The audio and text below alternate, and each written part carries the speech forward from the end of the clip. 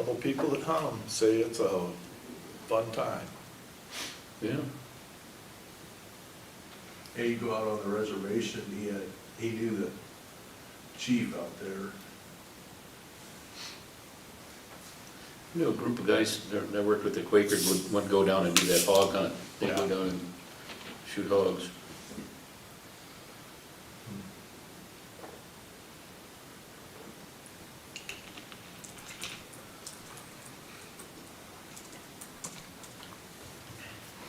Where's that at? Arkansas, I believe they went.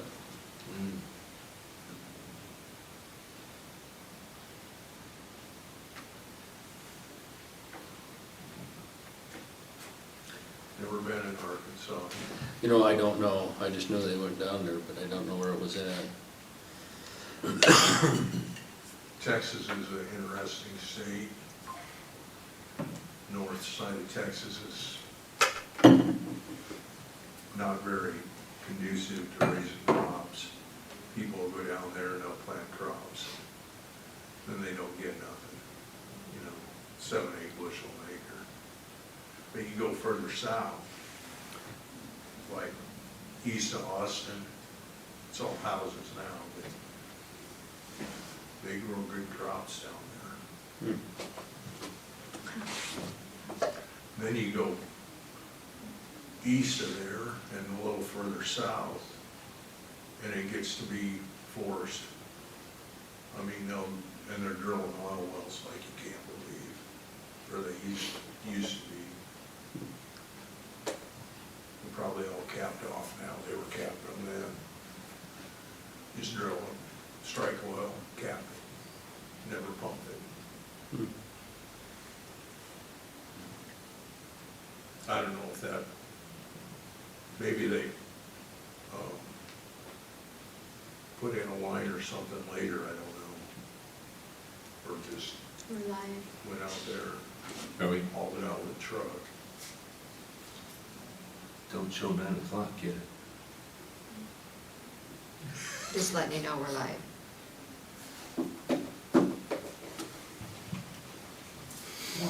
Morning, how are you? Good.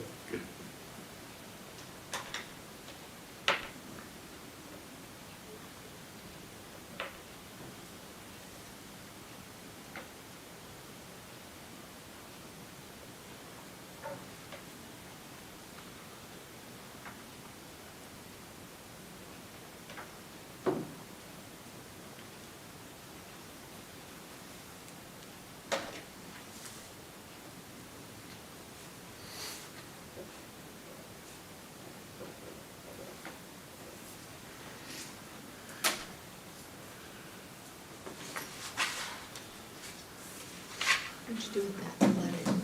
It's right here. Oh. It's like, thanks. Yep. You just want to discuss? I think we need to Okay. get that discussed, what we're gonna do, so the public will know. Well, I show 9 o'clock, and that's the way it is. Shall we stand to the Pledge of Allegiance? I pledge allegiance to the flag of the United States of America and to the republic for which it stands, one nation, under God, indivisible, with liberty and justice for all. Good morning, everyone. Morning. Gentlemen, Motion to approve the agenda. okay, Second. okay, the agenda's been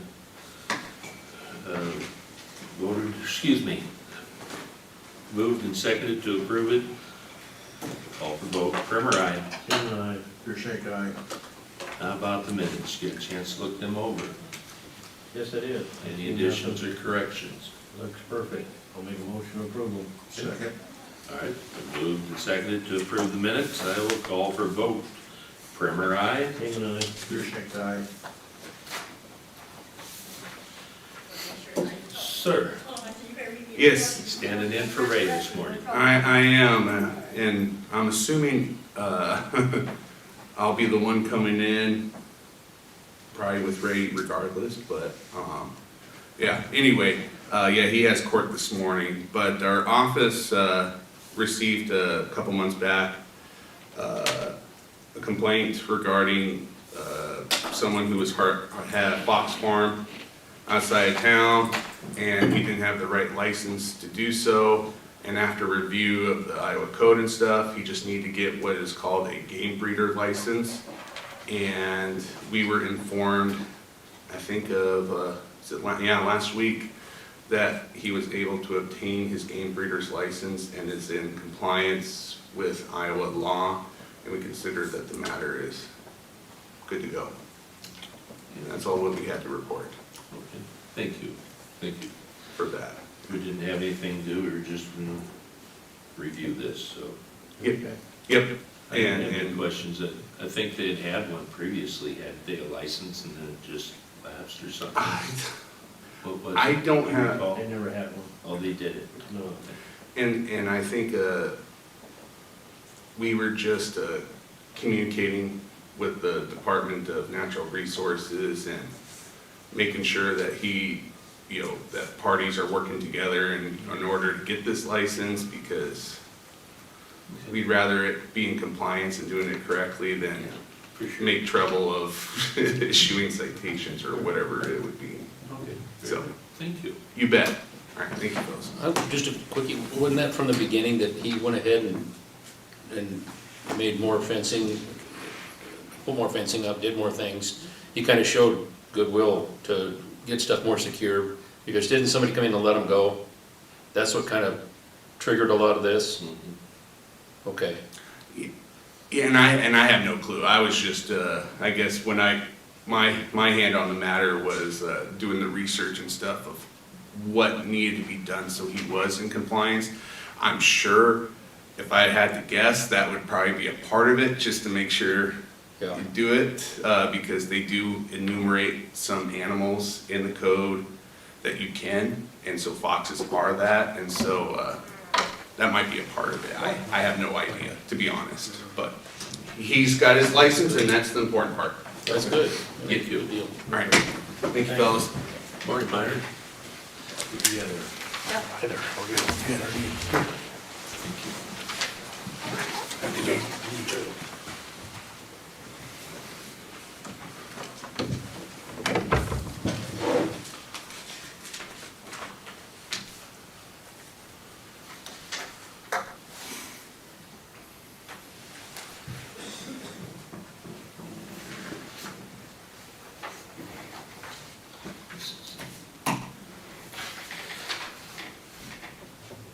Thank you, renewal. Annual.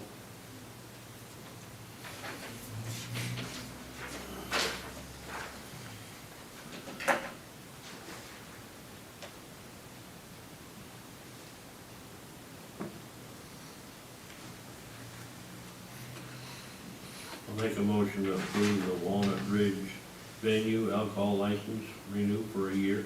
Okay, Second. all right. That's been moved and seconded to approve the Class C retail alcohol license for Walnut Ridge venue. I'll call for a vote. Farmer, aye. You and I. Beershank, aye. I think you wanted initials on this, didn't you, from all three? Well, just one. You Just gotta one. sign it, David, too. It's got a thing on there. And no, this one don't, he just has to sign it, It's so we know no it place was special. approved.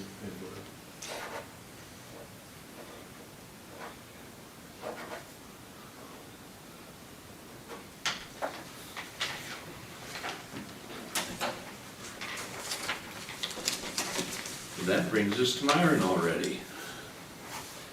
We're here to discuss some rumble strips down by Van Horn. I did put that on the agenda. No. I believe Tracy put that on there. I'm here just to offer any insight, but Tracy stopped out of my office here a week ago or so and asked if I was willing to fill in the rumble strip panel in front of June Folkman's north of Van Horn due to the noise that it creates at their residence. Their house is, I think, less than 70 feet from that rumble strip panel that was installed by Highway 30. Contractor, I had instructed the DOT to go ahead and put those rumble strips in because a few years back when that was being discussed, largely with that fatality at that intersection. 2 of the 3 supervisors of that meeting voted strongly in favor of getting rumble strips put at that intersection, so I followed through on that. Tracy voted against that at that time. I told him right now I was following what I was understanding was the direction from the board of supervisors, so he was gonna put it on the agenda to be discussed again further, more specifically, the panel that would be, I believe, right in front of Jude Volkman's residence. Whether or not the other 2 of you have been out there and looked at that or driven across that and looked at its proximity, I don't know, but I'm pretty sure that's what the agenda item is, and I just was here to offer any insight I can. I know that when we had that safety meeting in late September, that was one intersection that was highlighted during the morning session, and then an intersection that the firm and I talked about in the afternoon about future projects on what could be done to improve safety. Rumble strip panels were one thing that was mentioned at that intersection, because at the time that study started, there were only rumble strips south on that intersection, but there were no rumble strips at the time of the accident that happened back 4 years ago, 5 years ago now. Now it's now 4-lane compared to a 2-lane intersection that when the accident happened, that is a location where numerous accidents have happened over the past. Moving forward, how is the 4-lane going to change things? Time will tell, Are there any recommendations if that rumble strip was, if there's a possibility of relocating it, or any thoughts? I get their concern because it'll be noisy.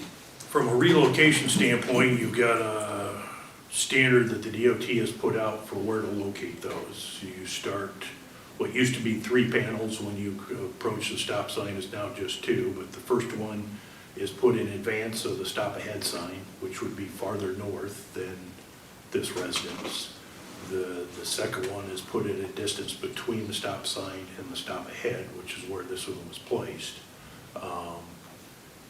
The standard right now is 70% of the distance between whatever the distance is from the stop sign to the stop ahead sign. The rumble strip panel goes 70% from the stop sign of that distance. And that's where that one in question ends up. Now, from the consulting firm Kimley Horn that had done the safety study, suggestions, ideas that they threw out for safety were one, the transverse rumble strips, upgrading the signs and the pavement markings. At the time that data was collected, the pavement markings might have been faded. I could say those were just painted this fall here a month ago. Install a second stop sign and stop ahead sign on the opposite side of the road. That's something that could be done, but trying to remember if there's actually 2 stop ahead signs there or not. There was at one time, but It was, but there's not now. putting flashing beacons on the stop signs, that would be a DOT request accommodation. Improving the site triangle, which with the 4-lane, removing that building site and cleaning, changing that topography of that intersection. That Highway 30 project changed the sight distance in all 4 directions down there at Highway 30 and V71. And then the other thing, if I'm understanding this right, install intersection warning signs and advanced street name plaques. That would be on Highway 30 and would be something that the Highway DOT would have to review and approve. I know that the larger street name plaques we have done east of 218 when there was a grant available and identified all those intersections. But those are things that could still be as well as destination lighting. I guess I should back that up, and I know that there is one light there right now. REC is getting me a quote to put a second light on the north side. I did have them change the south one from a 70-watt bulb to a 100-watt bulb to try to light things up a little bit more there. But, you know, those are all some suggestions that came about that meeting. I know that the item in question right now is really dealing with noise and that proximity. And with them cut into the asphalt right now, there isn't any easy way to move them. You could try to fill those grooves in with some type of asphalt mix if you wanted to try to lessen the sound, nearly remove them. But that, at this point, I think is something I'm looking for direction from the Board of Supervisors as a whole, since the last message I had was let's get more rumble strips out there. There was legislation that was being talked about then that time to do rumble strips at all intersections that came up to primary highways that never passed through the chambers. The only thing that was required out of that is for the DOT to do a study, and that study has been put together, and that final report is filed that suggests rumble strips do reduce accidents, but you have a situation here where you've got a residence that real close that has a noise that impacts them heavily, and they're asking for reconsideration. Cover that well, Tracy? Yes, you did. So if I heard some of those recommendations, one of them is destination lighting, which I know you're working on that corner. Flashing sign, which would be the stop sign? The suggestion on the study was for the stop sign, yes. Okay, can they do that with the intersection, the amber warning lights, you know, on the sign that, as you're approaching that intersection? So The could there stop be- ahead signs? Yeah. Could there be amber lights on that one?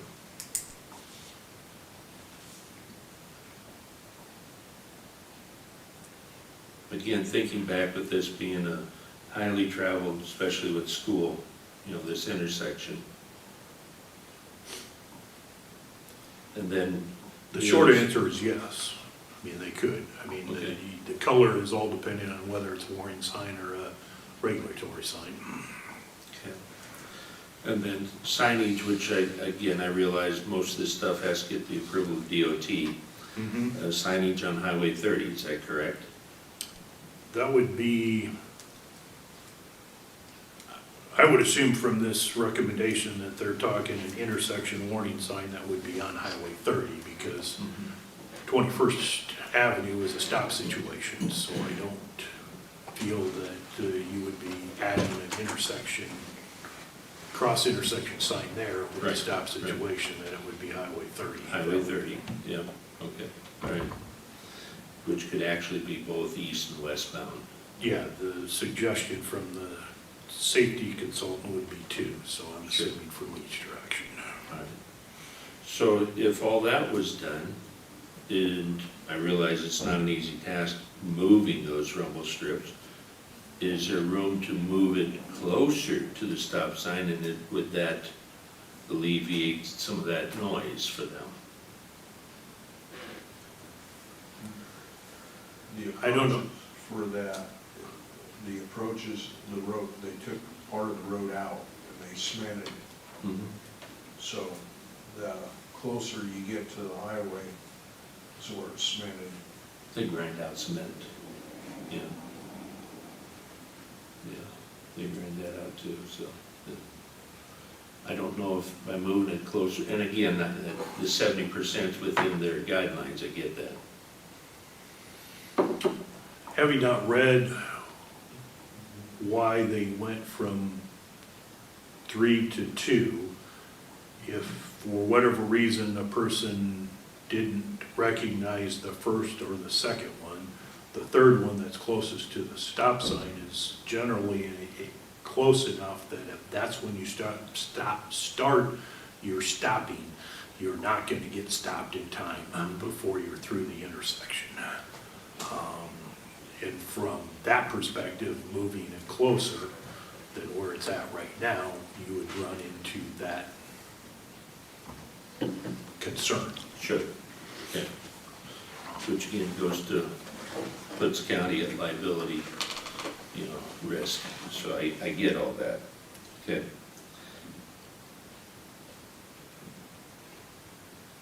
Certain with all of their studying, the 70% is where they felt probably the closest it should be to the stop sign now. Well, I know that at the time, a lot of this came up when there was that accident, as there are several intersections, you know, that way. And it's a safety concern and concern for life. But I understand these folks' situation, I really do. So I don't think we can take it completely out, though, can we? I think so. My thoughts are you get south of their house a little bit, what I'd like to see is one of them, I think it used to be in that intersection before they did it, one of them double posts with the bars across there that gives you signage that stop ahead. And I would like to see 1 or 2 amber lights on top of that, drawing attention This to goes that. across the road, is that Yes, what you're saying? yes, on the west side of the ditch. But I would just assume, like if you got down to the stop sign, I would like to see it hardwired in 110 instead of battery or solar. Since you're gonna be doing the lighting down there somewhere, and I don't know which side you're gonna put the light on, the east side or the west side. The west side technically should be where the lighting should be at, correct? When you think about it? That would be the preference, I think, from the DOT's standpoint. The power comes down past Folkman's on the east side. Yeah, that's what I was thinking, yeah. And so either way, there's gonna be an expense for putting poles up to run power to either the northwest or the northeast side of that intersection for lighting on the north side. Those old black and white panels that were behind the stop ahead signs years ago, I think was the standard at that time. Whereas now it's just the diamond sign with the stop ahead symbol, or stop ahead word. The stop ahead symbol being the stop sign with the arrow above it is the preferred MUTCD sign for a stop ahead currently. Now, all the bad accidents that happened there, that was still one with just a 2-lane. Correct. Has there been an accident since the 4-lane's been open in the last year, do you know? I believe we've had one that I can just recall off the top of my head. Could be more, but I can recall one. It must have been not too bad, because the DOT had no record of it. It might I be don't a- believe it was.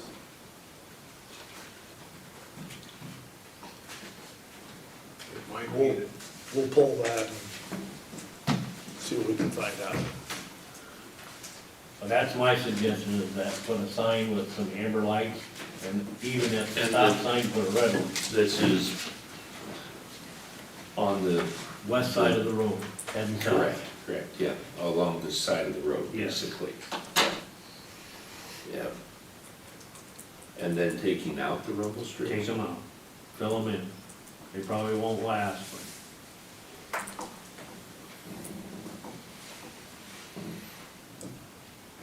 At the time the safety study was done, they collected traffic accident data that was reported between 2014 and 2023.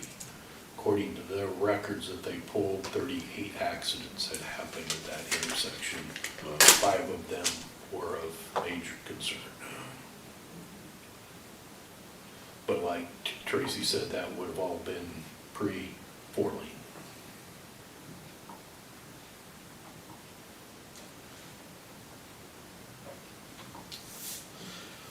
Well, plus 2-lane had a 55 speed limit, 4-lane's got a 65 speed limit. I mean, so there's some variables there too. So,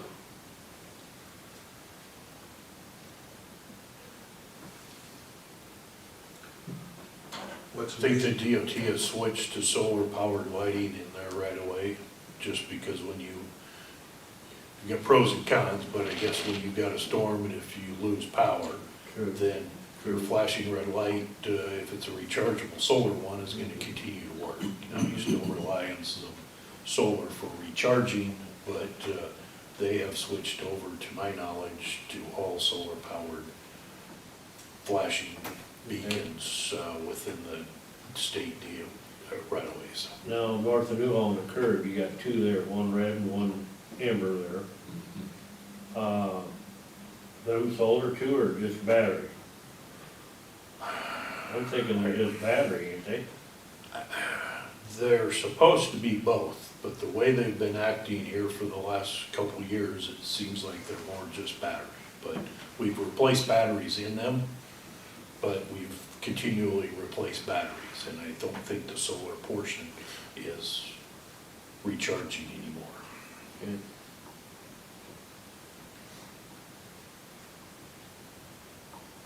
so obviously you're gonna be looking into whether or not there's a replacement solar panel or something for those. We've been replacing batteries as Right. we notice them. I guess say the sign guy checks them at least monthly, and we Sure. replace batteries when we notice it now. I know the red one's been acting up more than the yellow one. I know the yellow one was flashing this morning, the red one wasn't. I came to work that way this morning and could see that in the rearview mirror, but you know, those things that are suggested within the state right away would need to be reviewed by the DOT and with, you know, their permission, whether any of that would be, whether they'd absorb that in any of their expense or whether that would be a county expense, since I know that intersection lighting that we have on state right away is a county expense. But before anything could even be installed, it would still have to be approved by them. Anything outside of the state right away could be done by secondary roads forces. The only thing that would be actually in the state right away would be the stop sign, correct? If we request intersection signs in advance of 21st on Highway 30, east and Yeah, I don't west, think that would we be need on their right away also. But the flashing red beacons on the stop signs would be inside their right away. And see, they even suggested that to me yesterday when I was on the phone with them. So they're the ones that come up with that idea, in my opinion. And there were there some, prior to the Highway 34 lane, they were motion activated as a study that Iowa State University was doing. There was talk about turning those lights over to the county, but those lights have mysteriously disappeared. I've checked more than once, and nobody has seemed to find that light, those two lights, so. Because those did have the capability of just turning the motion detector off and working constantly, flashing, and I think one of them got turned that way because one direction it seemed to be working well with catching the motion as vehicles approached. The other side of 30 wasn't working quite as well, and their study was getting flawed in some sense because of faulty equipment. Okay.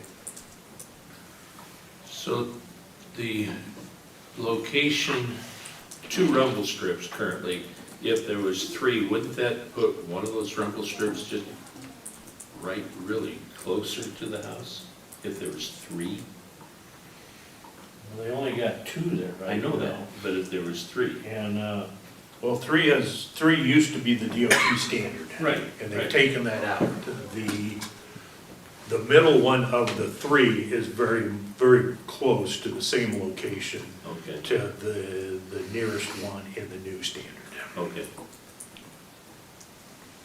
And see, somewhere along the line, well, like over Atkins that are still there, they're only about 4, maybe 5 foot across. These down here, they're probably 8 foot long. Oh, as far as the width of this Yeah. strip? Yeah, the Or length of you- it when you're going over them. Okay, okay. I don't think the length has changed over the years, but, They're a lot longer down there than they are in Atkins.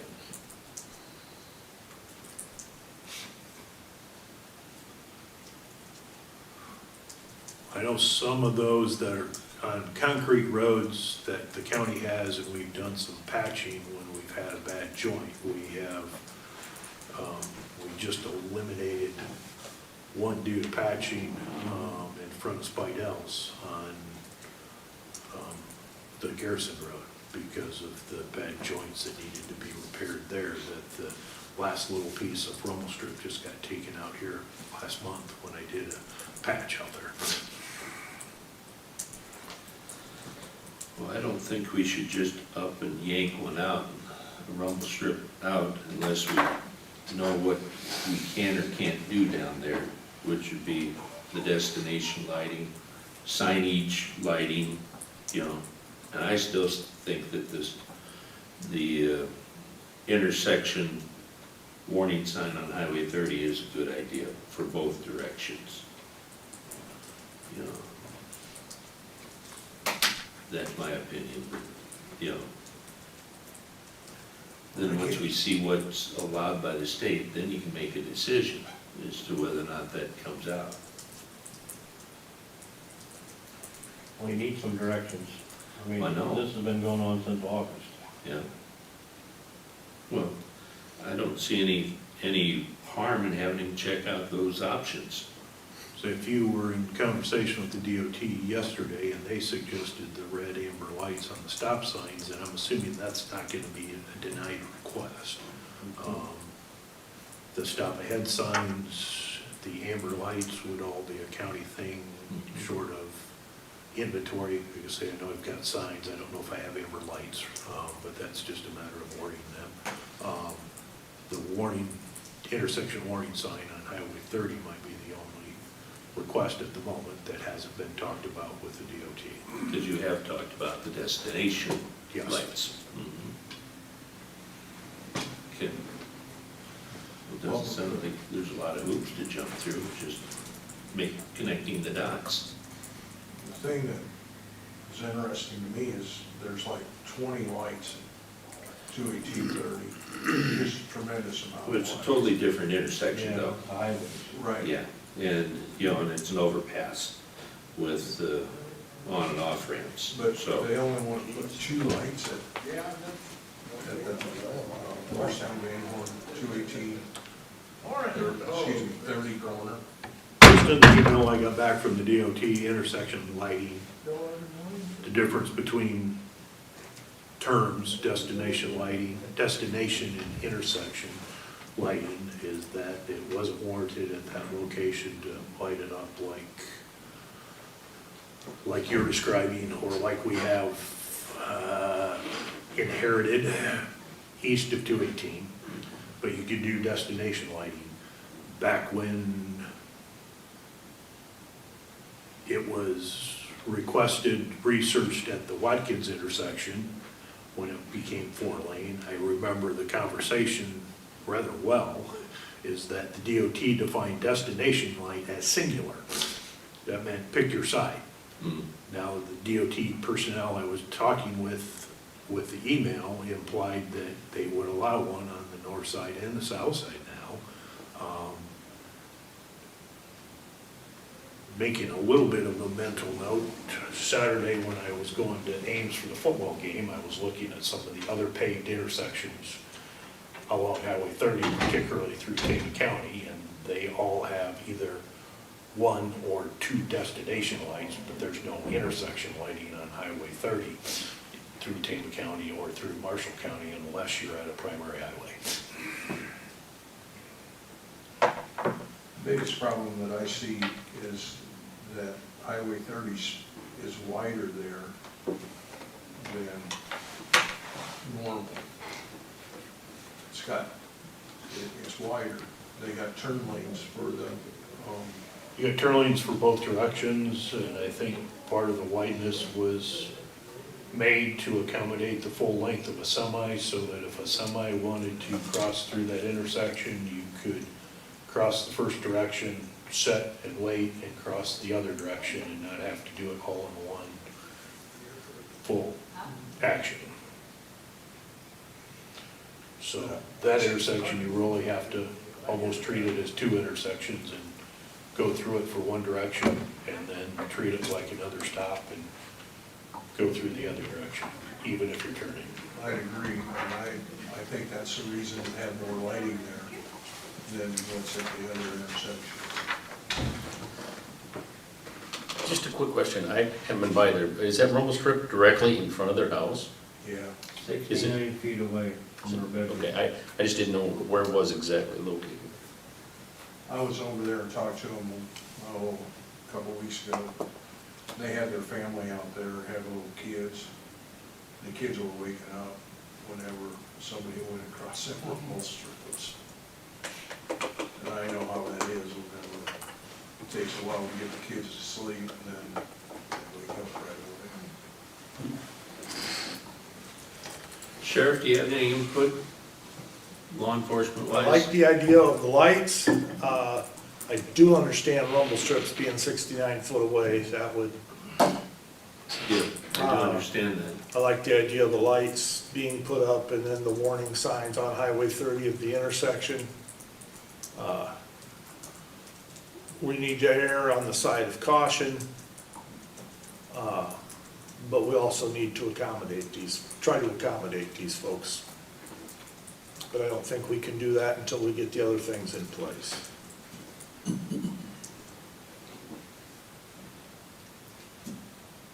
My opinion is we gotta make sure we can do this other stuff before we do Yep. anything.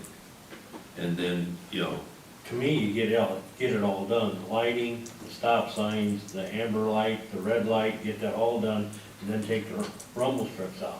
But I don't wanna take 6 months to get it done either, oh, I get that, I get that. because it's gonna get cold and you ain't gonna be able to put the coal patch down.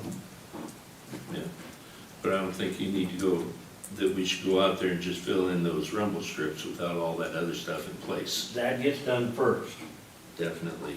and then the rumble, last thing is the rumble strips come out. But like I said, I wanna move on this. But I don't wanna talk about this next week. I get it. Just find out if the state, you can call them. You What got they more would calls allow. than I did. Went through a lot of people yesterday. The, They'll remember me. the person that's taking care of this down at Cedar Rapids is new there. He lives down in Cedar Rapids, but he was going up to Dubuque, driving it every day. The guy in Cedar Rapids just retired. The woman. Okay. Was You know. a woman. She just retired, and he just came in there, he's new. Because I was down there to talk to him, and he's new. He just got in there. Well, I think, Myron, you probably got some guidance from us, find out what we can do as far as lighting and signage, et cetera, before we do anything with the rumble strips. Like I said, or of the list, you can say it, the red flashing lights need to be asked, but it sounds like that was a suggestion on their part, so that shouldn't be any, Should not be a, shouldn't be a challenge. right, Destination lighting, short of getting REC's quote and installation. Stop ahead signs could be located this week and installed possibly this week. The amber lights, if we don't have them, order them, and they wouldn't be anything longer than standard delivery times, so.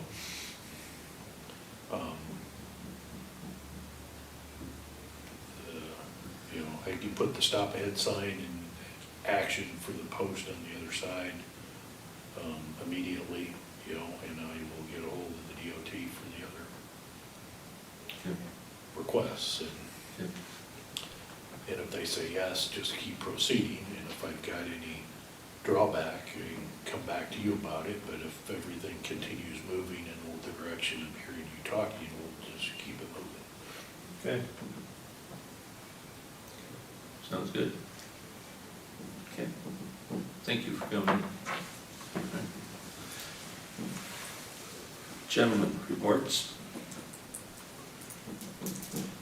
I met with a contractor last week, out of conservation over a tile problem. They're gonna come back, fix it, no charge, of course. On Thursday, I had Eastern Iowa Trust Fund here in this room and Easy Cog. And the Eastern Iowa Trust Fund, we went out and looked at the 3 houses, actually we only looked at one of them, but the houses that they're bringing in, that inmates in, You've been walking up and down these halls, and you I think you're in, aren't you? Newton, aren't they? I don't know, can't remember which town it is, I think it's Grinnell. Yeah, I know which ones you're talking about. Yeah, anyway, they bring them in there, and it was quite interesting how they build that 24 by 50-foot house, siding's on it, shingles are on it, everything's done, no appliances in it, and they bring it on a hydraulic trailer. The trailer can lift up to 5 foot tall, to go over bridges, and back up to the foundation, and they got a deal that if rollers will come up and they can roll the house right off the trailer, right on the foundation. This was part of an ECOG funding. Yes. From what I understand, they've got some concerns as to whether or not you can bring in a, that type of home in that area. They never said anything about that. Yeah, well, they wouldn't, obviously, Yeah, so. there's 3 of them sitting there, and there is 2 more coming. I know, yep. Doesn't matter to me, obviously, but it just, I was impressed with it. sure. I was. Yeah, I've looked into those, so. Gary, do you have anything? I didn't. No. Okay, all right. We'll state that I got a letter from the Iowa Department of Corrections. This was on the jail inspection, and passed with flying colors and raving review from the inspector.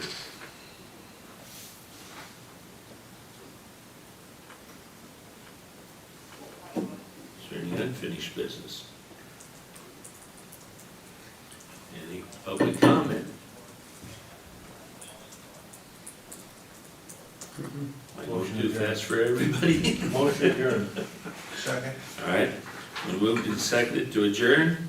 Call for vote, Primer, aye. Seaman, aye. Your shank eye. Very good, thank you.